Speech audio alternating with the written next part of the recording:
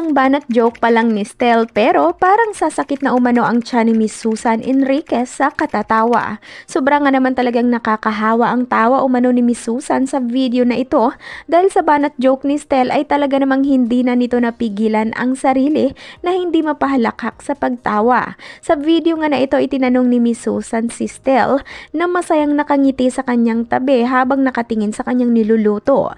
Tinanong nito ang binata kung kumusta daw ba ang buhay nito bilang SB19. Agad namang nakaisip ng nakakatuwang joke si Stel at sinabi nito na dati daw siyang isang kuliglig. Kaya naman bigla na lang napahinto sa pagluluto si Miss Susan dahil sa paghalakhak nito. Narito ang video. Sa buhay mo nung Di pa po ito. SB19? Dati po akong kuliglig.